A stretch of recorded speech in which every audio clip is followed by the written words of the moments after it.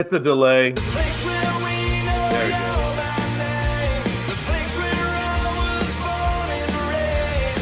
Sure as hell was born in any other way. Here's to a small town.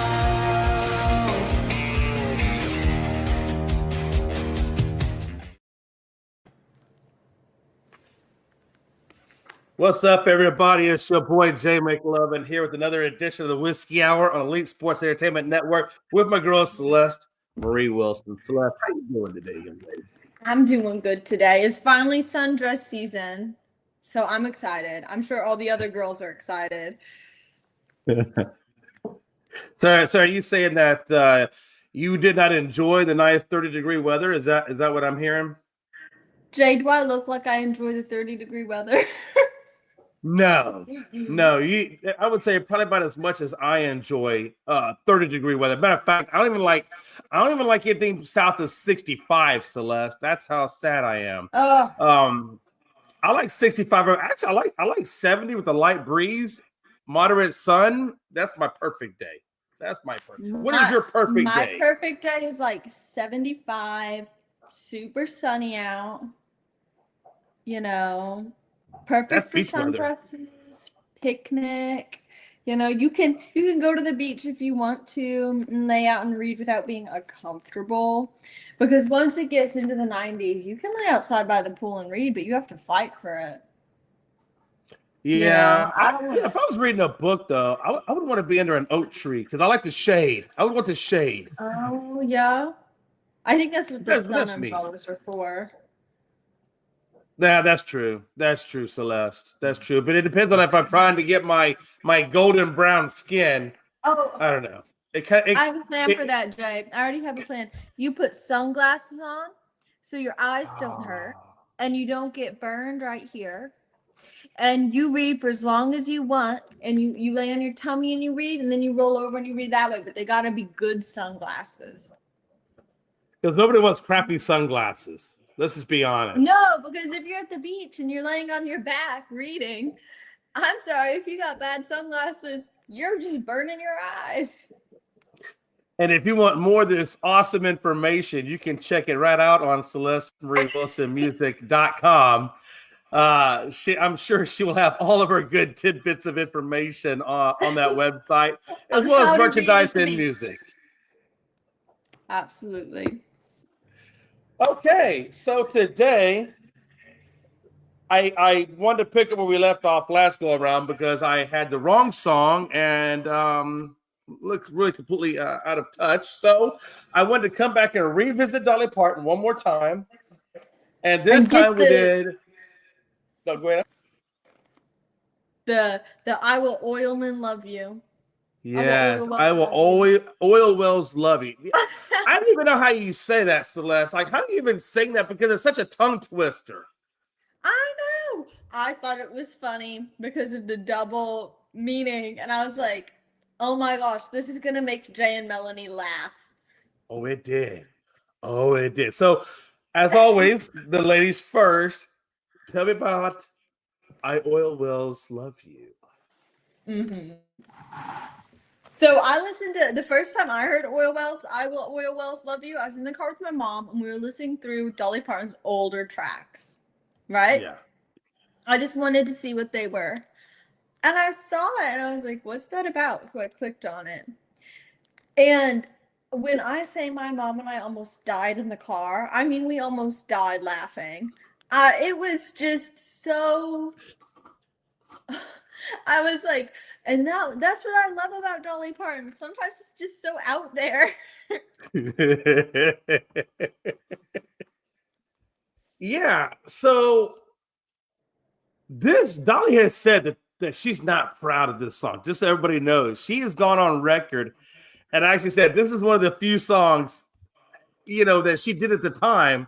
And then when she went back and started listening to it later on, that she wasn't exactly proud of it. Now, it's a very simple song.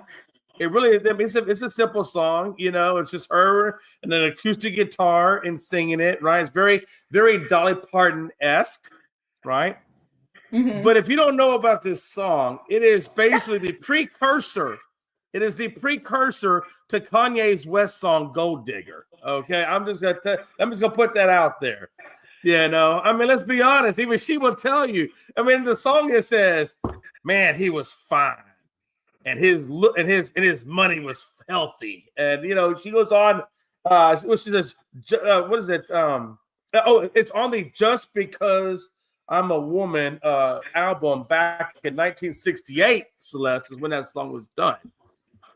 And but yeah, it all talks about her dating men for money, basically for what they have, because she came from nothing. Dolly came from nothing. And so that it's basically just talking about, you know, yeah, he's good looking, but the more important thing is, hey, he's got money, right? And did you is that why y'all were laughing? Was you couldn't believe that Dolly was singing about this, or what exactly got you laughing? Was that some of it was like such a stark contrast from something like 9 to 5 or I Will Always Love You. But it's like a lot of girls, you know, it's like on some level we kind of like we don't, it's not that girls date men for money, but it's like we kind of get it in a way almost, because like nobody wants a boyfriend who can't take them out to dinner and isn't cute. Like you want a best friend who's also really attractive and has ambitions, right? And so it was like sometimes those jokes, what makes something so funny is when it has like a hint of truth in it, and it just had like, and so it just, yeah, when she was like, I will oil wells love you, I will oil wells care, I was like, oh, I had to like hold on to my mom. I was like, I couldn't believe it was coming out of Dolly Parton's mouth. I was like, this is so funny. Because that's the last person you would think, because Dolly's so wholesome. She's so biblical. She's so, you know, good vibes, right? And then when you hear her sing that, now Celeste, this is not the only song that she's done that's a little risque. I know, because at some point she was young, like she, you know, she was like my age, and when she was my age, she was a little wild, and that makes me laugh. Have you heard this song "I Don't Want to Throw Rice" by Dolly? I have not. Go listen to that song. But okay. I warn you, I'm gonna warn you now, there are some nasty lyrics in it. Okay. I'm not gonna lie to you. And Dolly is very adamant about telling you that was not her proudest of moments when she was as a singer up and coming, right? And I think it was early. It was a very young Dolly. It wasn't an older, more mature Dolly. It was, you know, probably like in her early to mid 20s when she probably made that song, right? But I'm just warning you, it's when you hear that one, you're gonna be like, man, Dolly throwing down. And that's what I thought when I heard it, you know. I'm just saying it. Now, again, going back to "I Always Love You," that was never released as a single. It's only on the album. So if you're going to try to find it as a single, you're not going to find it. You'll get on the album, or you can get it on YouTube. But yeah, Celeste, Dolly's not as wholesome in the earlier years. I think that became her later years. Yeah, I think it was just I think it's also just growing up, because everybody when they're in their early 20s is a little wild. No, Celeste, I was a poster boy of goodness. You were a poster boy of goodness. My idol was Mr. Rogers, and I tried to do everything from the sweater to the shoes. Okay, I watched Electric Company and Bill Cosby before Bill Cosby was Bill Cosby. Of course.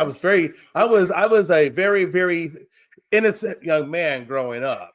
Me too. I'm an innocent young man as well. Oh my goodness. No, but you know, there was one part where she talks, if I married him, I'd suddenly be wealthy, and it was kind of like a rags to money situation. And I don't know, Celeste, sometimes I think people probably, you know, look at that a little bit. I mean, I don't think we're all so, you know, perfect that we don't have those kinds of thoughts, maybe a little here or a little there. I don't know. I mean, I think it's maybe come across my mind a time or two in my life, in my younger years, not so much in my older years, but in my younger years, you know, when I was trying to get something going. But, you know, I think I don't think that's just necessarily to her. You know what I mean? Yeah. Yeah, and I think it's funny because then it ended up, even though she wrote that in her early 20s, she ended up being so successful. It's like, I don't think there are many men she could marry that would Right. would make her wealthier kind of thing. So there's like also an extra hint of irony in it. No, 100%. 100%. I definitely agree with you. And then the second artist, real quick, that you had talked about was Zach Bryan. So, what exactly? The song was "East Side of Sorrow." Give me your thoughts on East Side. Now, this is a song he uses, which, by the way, East Side of Sorrow really kind of ties into a lot of Blue October that we're going to talk about here in a minute. So I see how you correlated the Zach Bryan with Blue October because it kind of fits a little bit that motif, right? So go ahead and tell us about Zach Bryan, East Side of Sorrow. So I ended up picking this song in order to kind of correlate with Jay's, as I normally do. I would have picked some of his poems to put with it too, but I was like worried about time, so I might do that next week. But the reason I picked this song was it's kind of like about grief. And I was thinking about how last week I talked about how usually like the worst days of your life are the days when like the sun comes out up and the birds are tweeting and like flowers are blooming and you're just like mad that all that's happening. But then it's like, in that same breath, I kind of like how Zach Bryan talks about it in a different way. Like, the sun's gonna rise tomorrow on the east side of sorrow kind of thing.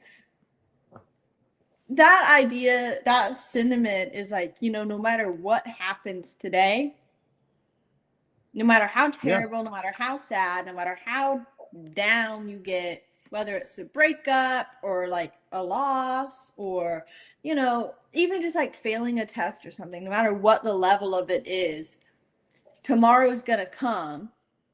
The sun's still going to rise, all these things are still going to happen. And there's like a little bit of comfort in that.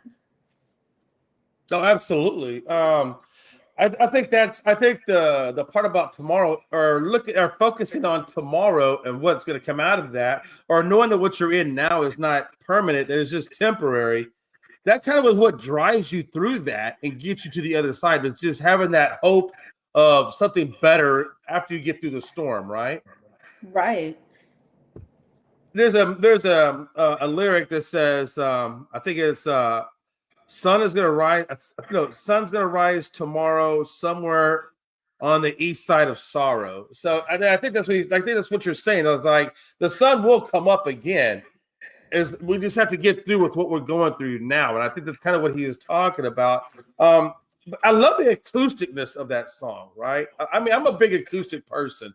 So when you did Dolly Parton, and then now we got Zach Bryan, a lot of that is acoustic driven, right? We had Hozier, another acoustic driven kind of guy, right? I really get into that kind of stuff, right? And I've told you this before that I love the stripped down version of songs more than I do the production side of it. No, I 100% agree. I love Zach Bryan's stripped down sound. I love that Southern poetry he's got going on in his music. And then just the brutal honesty. Like some people kind of love him for it. Some people kind of hate him for it. But just the saying what's on your mind. I really like when an artist does that. Right.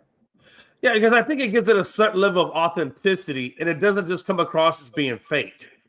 Right. And I think that's what resonates in the music when you're listening to it because it's relatable. So, for example, for me, what made this song relatable to me is, I've been in the military. Obviously, I've been in the Navy and I've been in the Army. So when I listened to him singing this song, a lot of it resonated with how I was even during that time period because I've lost loved ones. I've missed birthdays. I've missed girlfriends and wives and all this stuff. I mean, I understand where he's coming from.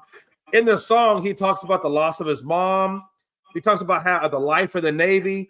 He talks about having better days ahead that he's waiting for, that he's looking forward to. So, for example, for me, when we would go on leave, I would always look forward to the vacations and stuff because it kind of let me escape the reality of that and go do something fun or do something that I haven't been able to do in a long time. And he also talks about focusing on letting go instead of dwelling on the pain, which I think is a huge thing, because I think a lot of times, at least I know with me sometimes, is I do tend to dwell on the pain, and I have to remind myself to get out of that and look and to get through it, right? Right. No, yeah, I 100% agree. I felt like this song would be a good Jay song.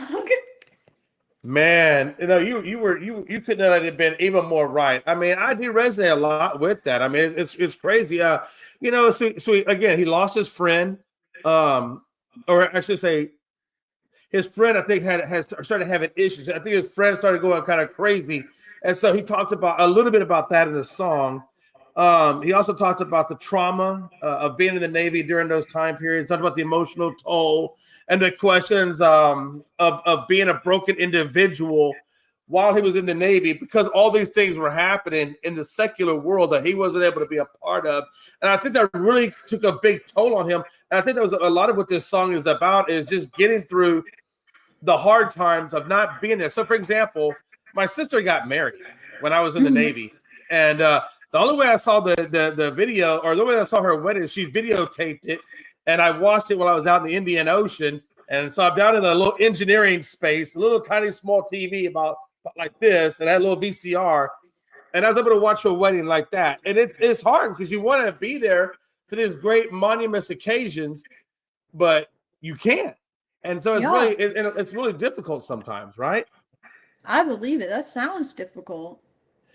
It is. And again, to anybody out there who's serving their country, man, I salute you, because I understand what it means to give up a lot of your life to do that job. And that's not an easy job by any means. I promise it's not an easy job, but I appreciate those that do make that sacrifice. I do appreciate that. But again, it's a great song. The one thing I will say this, there was a metaphorical meaning. I don't know if you picked that up, but I should say the title of it was based loosely off the story of Cain and Abel in the Bible. So Cain, if you remember that story, Cain was banished to the land of Nod, which is east of Eden, kind of like the east side of sorrow, which basically symbolized a state of wandering and loneliness, right? And I think that he kind of loosely based it on that. Because I really wanted to Google a lot about that song and kind of find out more about it. And so Zach Bryan is he's very, not only is he a stripped down version, but like you said earlier, when we first started talking about it, he's a very realistic person. There's nothing fake about him. He always kind of ties things back in that song to either events or meanings in the Bible. There's something about it that has more substance to that song than just the lyric itself, if that makes sense. It does. It does make sense. I also think it's super cool. I don't think we get a lot of artists that have like lived lives other than being artists. So Zach Bryan, like living his life of serving the country and stuff, and then coming back and being an artist and being as successful as he is, I think is a really like kind of cool story about how it's like not too late to do what you want to do. You know, there's no right path. There's just your path. Absolutely. You know, when I was in the Navy, we used to have a couple of guys that had guitars, and they would go down into the berthings and stuff. There's like these empty voided spaces, and they would just have acoustic guitars, and they would be writing songs down there. I know I had a couple of my friends that did that. So you can always do your dream. You just have to find ways to make it happen, or find ways to facilitate to make that happen. So if you got to bring your guitar on and find a small space and do it at maybe like 2:00 in the morning when nobody's awake and you're down there by yourself, you can always make your dream happen. You just have to really have that conviction to make it happen, right? Right. Good times, man. All right, we're gonna move into Blue October real quick. And before you give us your breakdown, I did want to read you. Well, the first time we're going to do is going to be Dirt Room. So I wanted to read you something about Dirt Room real quick, and then I wanted to get your take on it. Is that okay? Can I? Okay. Yes. So Dirt Room, and I got to take my glasses off, Celeste. So don't make fun of me because I don't have my bifocals with me today, so leave me alone. Okay. So I don't know if you can see. I told you earlier in this book that when you get the book, you're gonna get all of his personal writings in the book about the song. Oh wow! So here's the lyrics, and then here is what he's talking about when he says the song. Right. So I'm gonna read this whole passage to you. So this is talking about Dirt Room and what Dirt Room is really about. So it goes. What should have been the most amazing night of our last show for the foiled campaign unexpectedly turned into a nightmare. An unidentified man served me with legal papers right before I went on stage. I was being sued for $1.5 million. This next year of my life was a rude awakening to how close someone can be or someone can come to trying to take everything away from you and your loved ones. The effect it had on my mental health, my mental and physical well-being was ruined, becoming devastating to me. And then he says, never sign anything. This goes, never sign anything from Mr. Michael Rand from Detroit, Michigan. And he goes on to talk about the deposition, and he kind of gets a little bit more scientific behind it. But basically, what he's talking about in Dirt Room is he's saying, like, don't let people get so close to you that they can take everything from you. And I'll get more of that too here in a minute. But what exactly did you take away from the song Dirt Room from Blue October? And what did you take away from Blue October as a whole? For me, the thing that was super interesting about Blue October was the first song and like kind of the first song you sent me and the approach to the breakup song was very was like, I don't want to say unheard of, but I don't hear a lot of breakup songs like it. It was a very mature approach to it, kind of thing, you know, about how, you know, I hope you're happy and I hope you get what you like. I was like, oh, that's kind of nice, but also the fusion sound in their music. Yes. Even when they're writing about hard or difficult things, there's like this, there's like kind of this cool beat to it. Like it's not like a dirge, you know, and you don't get that all the time. And so that was really cool. But oh my gosh, the fusion, their sound, I don't know what genre you'd call them. I would say it's like somewhere between like rock, disco, a little bit of pop, but then like the chords aren't the same as those genres. Right. They're kind of their own thing. I don't know. Yeah, they're almost really like you. You know. Yeah, but it was so, just the sound was so cool. I was like, oh, and it's like I hadn't heard anything like it, but like not in a way that's like, you know, sometimes people are like, I've never heard anything like that. It's not like that. It's like, I've never heard anything like that. Like, I want to hear that again. And I like ended up listening to a bunch of their tracks. Like I got through the first two while I was going out and about, and then it just kind of kept playing Blue October, and I just kind of kept listening to their other stuff because it's just good. It really, really is. If a lot of people that don't know, they're from the Houston area. As a matter of fact, a lot of the songs that they wrote in their earlier time period was around the 610 loop and downtown area is where they wrote most of their music. I remember seeing them in Galveston. I've seen them in Beaumont, and I've seen them in downtown Houston.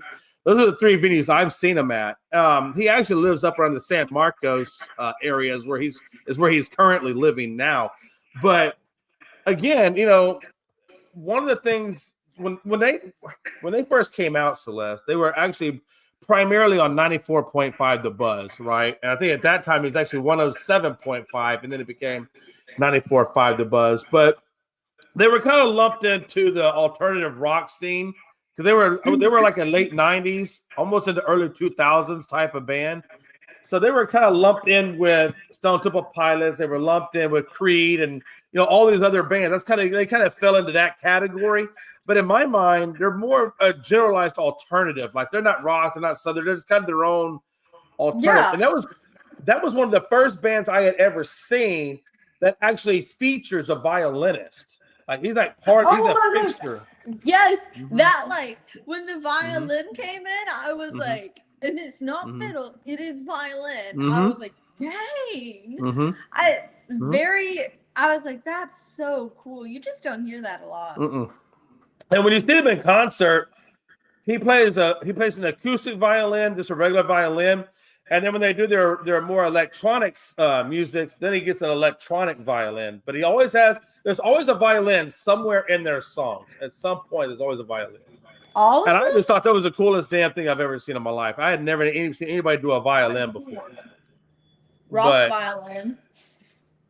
But if you want to see Dirt Room, you can find it on the Approaching Normal album. And it's a really good album. I think there's also She Hates Me, I think is also on there, I believe, if I'm not mistaken. But the song is kind of about not being a passive idiot anymore. Not letting people take advantage of you just because of who you are. So when I wrote to you, or when I read to you that passage a minute ago, and he talks about getting ready to go up on stage, and he's being sued for $1.5 million because basically what it was is there's a guy that said, "Hey, Justin, I helped you. I wrote some of these songs, and you owe me all this money." But it wasn't the case that Justin actually wrote the songs. It was just a guy trying to get money trying to extort money from Justin. So that's where he talks about don't let people get so close to you that they can take everything from you. And these are the people that a lot of this book, matter of fact, I was going to tell you about it. So it's called Crazy Making. That's some of the book called Crazy Making. And it's a book that talks about the industry. It talks about his life. It talks about his family. It talks about his mental health. It talks about drug abuse, drug addiction. I mean, it's just a multi-gamut of a lot of different things, but it's all in the book, right? I mean, that's why I say you really got to get the book, and I'll make sure you get that. And if you're out there and you want to get more about Blue October, check out the book. You can also check out the documentary that they just came out with about 2 or 3 months ago. It came out. It's called Get Back Up, right? And it literally is Get Back Up. Like, get off your ass and get back up and let's go. But it's called Get Back Up, and you can find that on Amazon Prime. Do you know if he won the court case? Honestly, I don't know. It doesn't, because in the documentary and even in the book, it never says anything about it. Let's see. You know what? Hey, while you're Googling, Google that and see what happens. I would be curious to know if he did win that court case or not. I want to say he did because I never heard anything come about it, and I don't remember him ever mentioning it in the documentary though. But while she's looking that up, I will say he said he doesn't want to be entertainment rich. That was one of the things I think a lot of people, when they go in the music industry, they want to get super famous and super rich. And for Justin, it was the music that he did was never about being rich. It was always about the music itself and creating an environment for the people that he played for. What did we find out? Anything good in there, Celeste? There's no lawsuit loss noted. Then I don't think he lost. I think if anything, I bet that court case was probably dismissed. I think it was probably dismissed. If it would have been one, you would trust me, that would have been all over the internet. That would have been huge. I would have to say more than likely if I got dismissed. Every artist gets sued at some point because people don't like. Ed Sheeran's been sued. Taylor Swift has been sued because sometimes people will be like, "Well, you use the same 4 chords as me," and it's like, so did everybody else. Because exactly. It's like a letter of the alphabet. It's not like you can't copyright a chord progression. You can copyright a melody. You can copyright your lyrics, but not a chord progression. That's different. And so it's crazy how many of them get sued by people. It is. Because, I mean, think about all the songs that have ever been recorded and ever been written. It would almost be impossible not to have a chord progression similar or identical to somebody else's because there's just been way too much music made to not have some sort of repetitiveness to it. I know. It's like, honestly, most of the songs on the top 40 all have the same chord progressions. It's not even different. It's the same one. It's 1, 3, 4, 5, or it's 1, 3, 5. It's like that's how it is, you know? Yeah. And just because you have the same chord progression doesn't mean it sounds the same. Oh, 100%.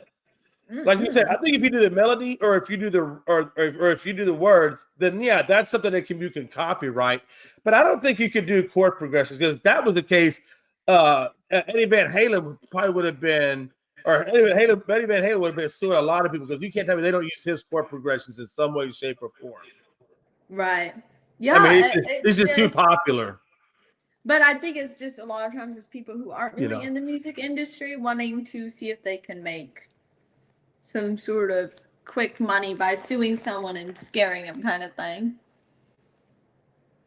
Yeah. You know, one of the things, and I'll kind of end it, and then we'll move on to the next song, is one of the things he talks about, especially even in the book, he talks about it. He says some people will take advantage of them. So the reason why Dirt Room was written is it's almost like a revenge to that lawsuit because he always believes that words are weapons, or he uses his words as weapons rather than saying I'm gonna go out there and beat you up. He's like, no, I'm gonna put it in words, and I'm gonna get my revenge on you in words. Now, revenge is never a good thing, but I understand where he's coming from. It's kind of like, you know, if you're gonna try to come after me this way, then I'm gonna come back at you this way. And I think that's what Dirt Room was. Dirt Room was just basically his answer to everybody to that lawsuit that was filed against him. And I think that's where the song Dirt Room kind of really comes from. If that makes sense. I can see that. I can see that. And I think there's a difference between, even though he said revenge, I think there's a difference between like true revenge and just standing up for yourself. And I think that's really what he's talking about is when he says revenge, I really think he's talking about just standing up for yourself and getting that. Because you can't be a doormat if someone's doing something that terrible to you. Oh, absolutely. 100%. We're gonna move on to now. Okay, so Dirt Room was basically written prior to 2013 era of Blue October. Now, the song we're getting ready to go into now was written in 2018. So I take it back. So Dirt Room was written in 2008. So 10 years later, so 10 years now have gone by. 10 years of living life have gone by. And now you get the song, I Hope You're Happy. And it was written in 2018. And you're going to see a vastly different version of Blue October and this song than you did in Dirt Room. So tell me what you thought of the song, I Hope You're Happy. I loved I Hope You're Happy. That one was my, not to pick favorites, but out of the two of them, I Hope You're Happy was my favorite. Yeah. I got super into it. I really, really liked the beat of it and the drivingness of it. I think the lyrics are just, I mean, it's just like we've all been there, you know? Yes. Yes. We've all been there. We've all been like, I'm not your friend anymore. I hope you're having a good time. Yeah. Like, you know, like everybody's had that experience at some point in their life. You know, it's actually very interesting you said that because you can almost tie this song back to I Will Always Love You by Dolly Parton in the sense that Dolly wrote I Will Always Love You as a peaceful, happy, wishing you all the best breakup with Wagner when she left him, Paul Wagner, and when she left the show, right, and went on to do her own solo career. It was like she didn't want to be ugly about it. She wouldn't be mean about it. She wouldn't have peace with it when she did leave the show. And that's kind of the way Justin Furstenfeld, when he wrote this song, it's just a way of saying, I wish you well to an ex-partner, an ex-lover, you know, someone from afar, to despite the heartbreak that you can love them from afar. But yeah, it's all about breakup and leaving a relationship in a way that, hey, I'm moving on with my life, but I do hope that you're happy in your life and that you can move on with your life and find the peace and love that I'm finding in my life. But my brain literally goes back to Dolly Parton and I Will Always Love You. And I can see now, I don't know if I even realized it when I picked this song, but I see the correlation between the two songs. Yeah, they're super similar now that I'm thinking about it too. It's weird. Isn't it weird how the brain works? It is weird how the brain works. Once we kind of get something in it, it just thinks about it. But no, it really is. It's a mature way of accepting the into a relationship. Now, Celeste, you all know that, you're a very young woman right now. So, you haven't had as much life experience to this that your parents have had or I have had or Melanie has had because you're only 22. So you got a lot of life to live. But I there is do. a lot Although of I will ways. tell you, Jay, I Yes. will tell you, my parents were high school sweethearts, so they didn't really have a lot of breakups. High school sweethearts. They were That's high school awesome. sweethearts. Man. So, Yeah. once you I start can thinking see about it, that. you're like, that makes a lot of sense. Well, they were lucky. Not everybody gets to be their high school sweetheart. I tell you, if you're married to a high school sweetheart, consider yourself lucky because that's like catching lightning in a bottle. That does not happen as many times as you think. It doesn't happen very often. It has to kind of be like, I think it's like if you meet someone that young that is your person, both parties have to be mature enough to stay together, kind of thing. For sure. Because, there's so many high school relationships that end because one person is like, I need to go explore, and they go explore, and they don't find anything different, I get that, and I think, but we know when relationships do come to an end, there's usually one or two ways it comes to an end. Either it comes to an end and you're mature and you say, hey, look, I appreciate the relationship. I appreciate who you are as a person. It's just, I think you're going in this direction and my life is going in this direction. And I don't want to hold you back and I don't want to be held back. So I love you, but I think we should be friends and just go our separate ways. That's a mature way of handling a breakup.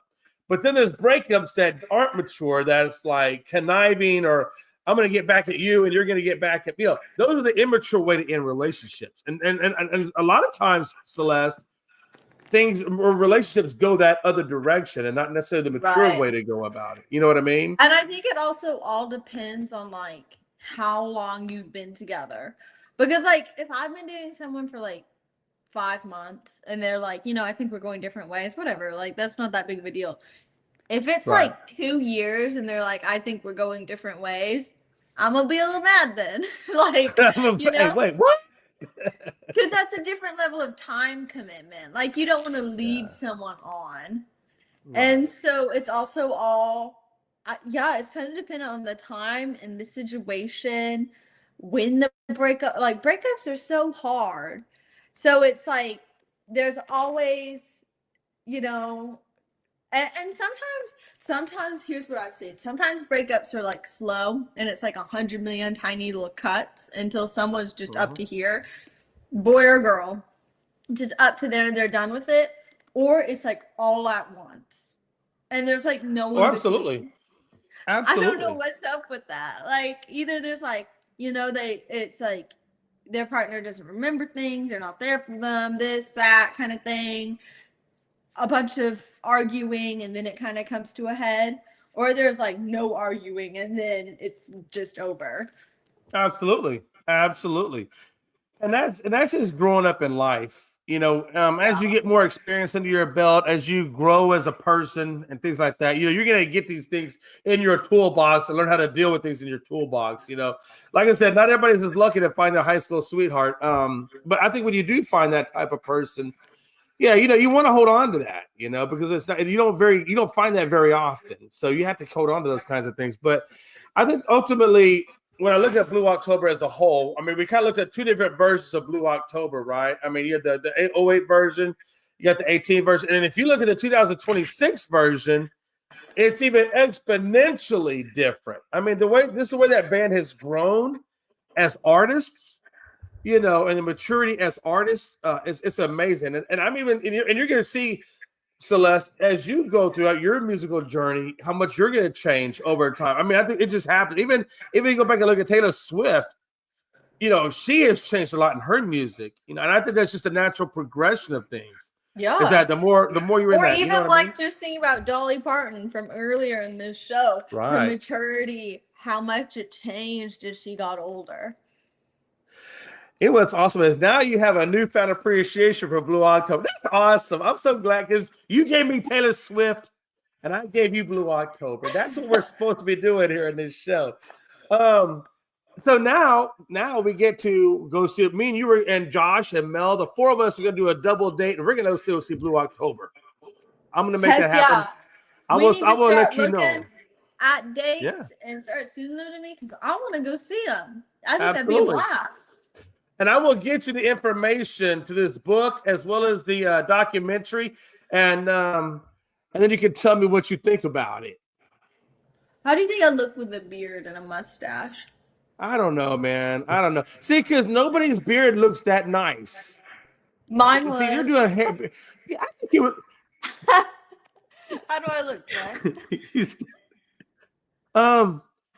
Oh, my teeth I think are, you can pull really it off. white. I think you could. I think you have the bone structure for it.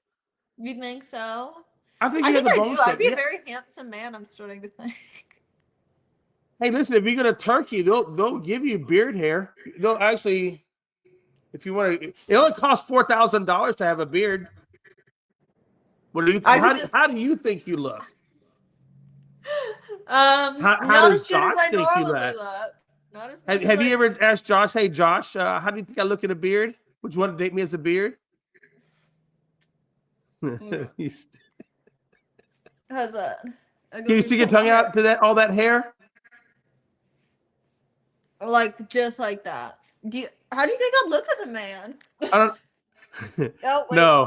No, you're too pretty as a man. You'd be too pretty. You can't pull it off. See, because the problem with women is it's the structure of your face. You don't have a manly structure. You have a female structure. So it's very hard for you to pull it off.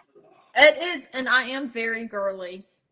And you don't want to look like a man. Because what would Josh do? Would Josh be like, I don't know who this person is now.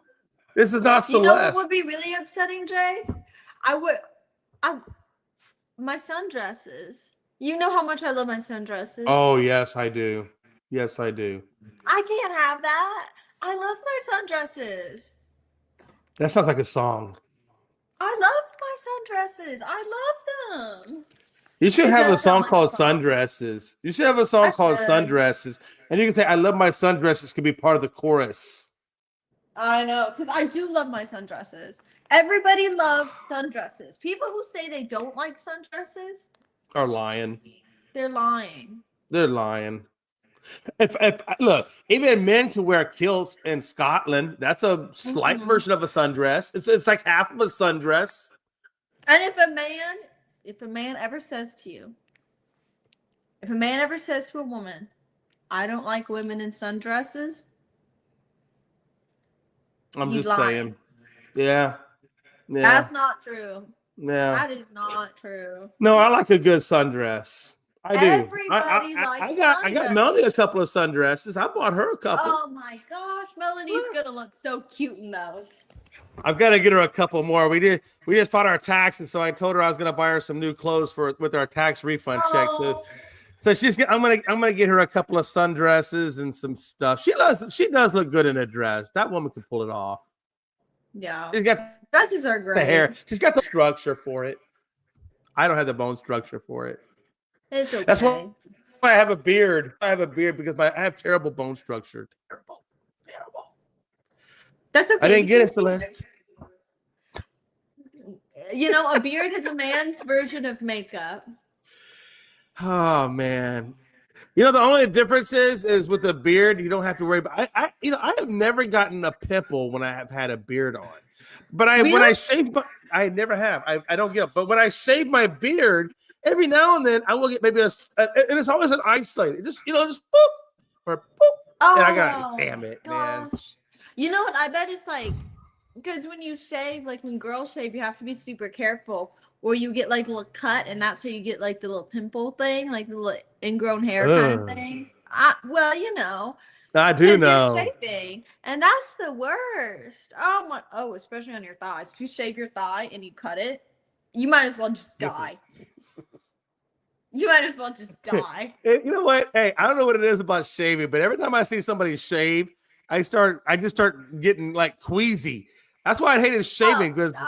I always feel like it just looks like it would be painful. And I shaved for 30 years, but I've only shaved my face. I've never shaved anything else. But I didn't even like shaving my face. It's not painful unless you accidentally nick yourself, and then it is painful. But you gotta have a good blade, though. You can't get those cheap blades. You have to have a good blade. I get That's the those trick. blades. Huh? I'm gonna tell you a horror story. It's gonna make you. Okay. For the longest time, no shaving cream. Cheapest razor I could get. Dry. And that's how to shave my legs. Oh, that sounds painful. That just sounds painful. Oh. I don't know what was wrong with me. And then one day I was finally like, you know what? I'm gonna get shaving cream. Like maybe I should have knocked it before I try it. Tried it and I was like, gosh, they have that for a reason.